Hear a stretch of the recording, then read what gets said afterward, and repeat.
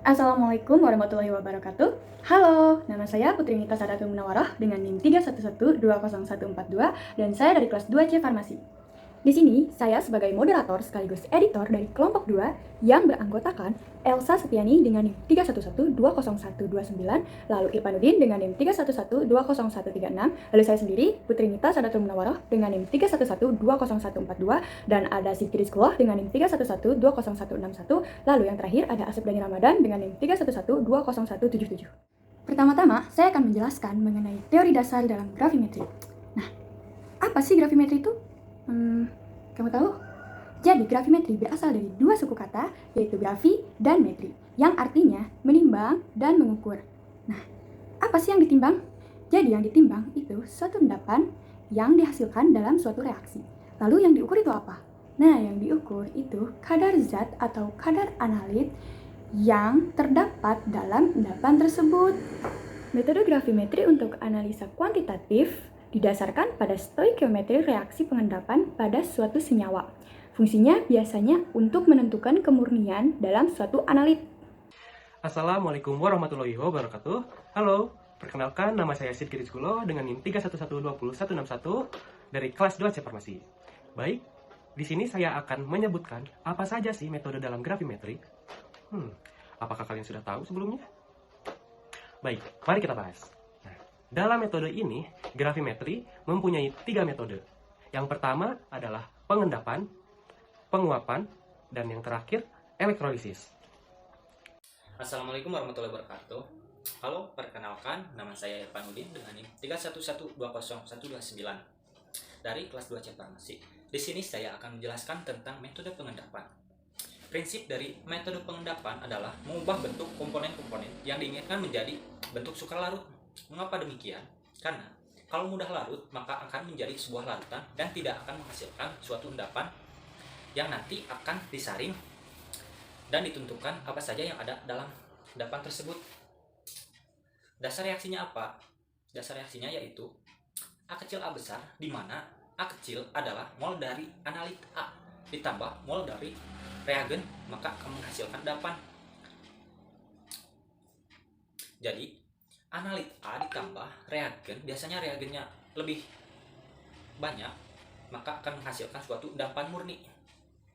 Selanjutnya yaitu teori terbentuknya endapan. Terbentuknya endapan dimulai dari terbentuknya larutan lewat jenuh atau sering kita sebut dengan super saturated solution. Dikatakan lewat jenuh karena biasanya diberikan reaksi berlebih. Tahap pertama yaitu pembentukan inti atau sering kita sebut dengan nukleasi, yaitu pasangan ion-ion menjadi butir-butir dengan cara langsung atau dengan induksi. Tahap kedua yaitu pertumbuhan kristal. Inti menarik molekul lain sehingga menjadi butiran lebih besar. Ada seorang ilmuwan mengatakan bahwa ukuran partikel endapan berbanding terbalik dengan kelewat jenuhan relatif dari suatu larutan, atau sering kita sebut dengan relative supersaturation atau RSS dengan rumus Q-S/S, di mana Q adalah konsentrasi spesi dan S adalah kesetimbangan kelarutan. RSS dapat digunakan untuk memperkirakan atau mengontrol endapan yang terbentuk. Nah, jika RSS lebih besar, endapan berbentuk. Ketika RSS-nya tinggi, maka akan terbentuk endapan berbentuk koloid, dan ketika RSS-nya kecil, maka endapan yang terbentuk adalah kristalin. Untuk membentuk suatu endapan kristalin bisa dengan cara Q-nya dikecilkan dan S-nya dibesarkan, maka akan terbentuk suatu endapan berbentuk kristalin. Assalamualaikum warahmatullahi wabarakatuh. Perkenalkan, nama saya Elsa Setiani, NIM 311-20136, kelas 2C Farmasi. Di sini saya akan menjelaskan tentang prosedur pengendapan. Yang pertama adalah penyiapan larutan. Kita siapkan larutan sampel dan reagen. Biasanya reagen ini digunakan untuk mengendapkan analit yang terdapat pada sampel larutan. Lalu, ketika larutan tersebut dicampurkan, maka akan terjadi proses pengendapan. Proses pengendapan ini jelas akan menghasilkan endapan dan larutan. Selanjutnya adalah proses penyaringan. Proses penyaringan ini digunakan untuk mendapatkan endapannya. Setelah proses penyaringan dilakukan, maka dilakukanlah proses pencucian. Proses pencucian ini dilakukan untuk membersihkan endapan dari kontaminan atau pelarut sebelumnya.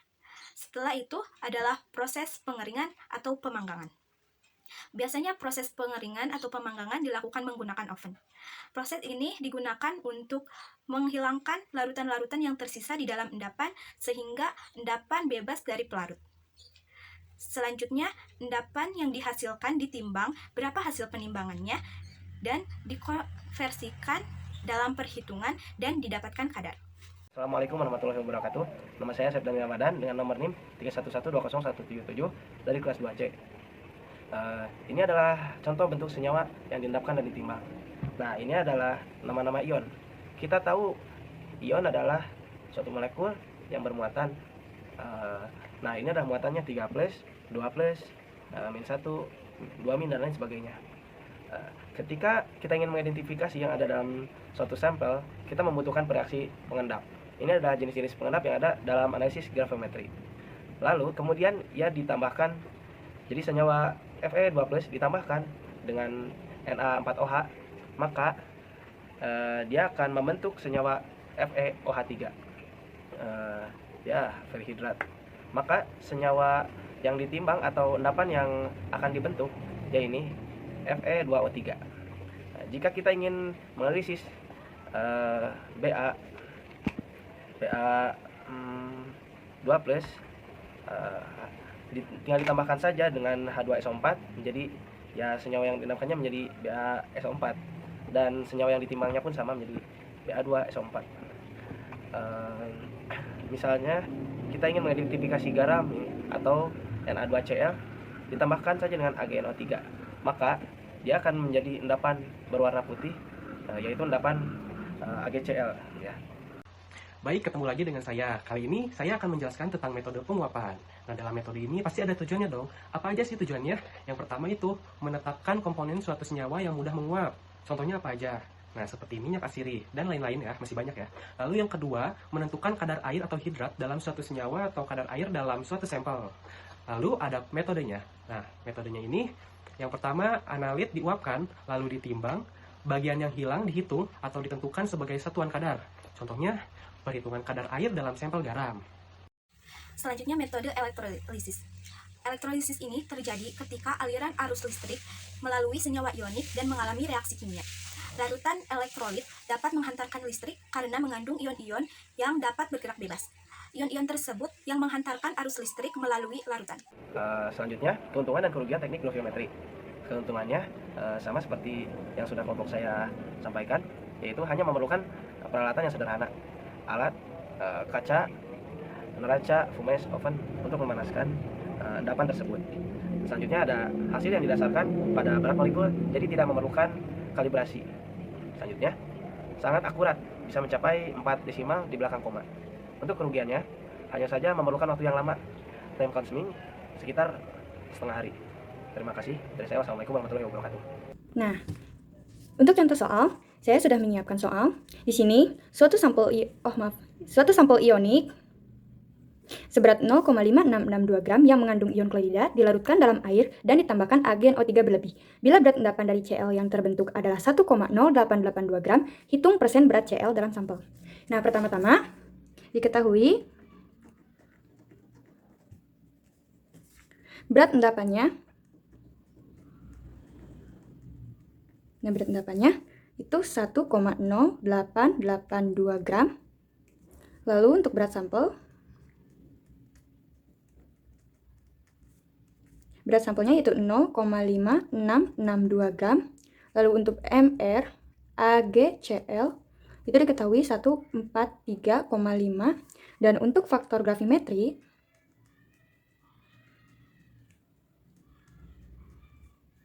itu ArCl per MR AgCl. Jadi ini dibagi ya. Hasilnya 35,5 per 143,5. Nah, lalu yang ditanya itu apa? Nah, yang ditanya itu adalah persen Cl dalam sampel. Nah, untuk penyelesaiannya itu persen Cl dengan berat endapan dikali faktor gravimetri dibagi berat sampel dikali 100%. Nah, jadi 1,0882 35,5 per 143,5 dibagi 0,5662 dikali 100%. Nah, hasil dari persen CL itu 47,54%. Semoga Contoh soalnya adalah belerang dalam suatu sampel sebesar 0,8423 gram diubah menjadi sulfat dan diendapkan sebagai BaSO4. Setelah disaring, dicuci dan dibakar diperoleh 0,3148 gram endapan. Hitung persentase belerang dalam sampel yang dinyatakan dalam SO3. Sudah diketahui dalam soal bahwa berat dari sampel adalah 0,8423 gram, berat BaSO4 0,3148 gram. Kemudian kita harus mencari dulu faktor gravimetri. Faktor gravimetri bisa dicari dengan BM dari SO3 dibagi BM BaSO4 dan dihasilkan 0,343. Setelah itu kita bisa mencari persentase belerang. Persentase belerang yaitu kita bisa dapatkan dari berat BaSO4 dibagi berat sampel dikali faktor gravimetri dan dikali 100%.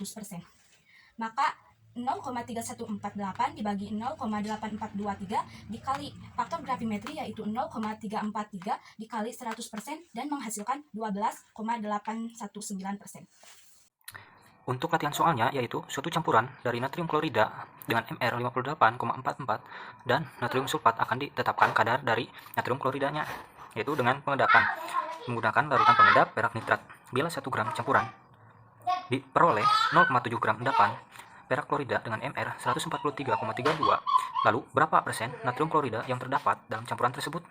Setelah diteliti dari soalnya, diketahui berat dari sampel tersebut yaitu sebanyak 1 gram dan berat endapan atau P berat endapan yaitu 0,7 gram. Faktor dari gravimetri yaitu dengan membagi MR NaCl per MR dari AgCl. Yang diketahui MR NaCl yaitu 58,44 dan MR AgCl yaitu 143,32 per 143,32. Lalu kita tentukan persen dari analit yaitu NaCl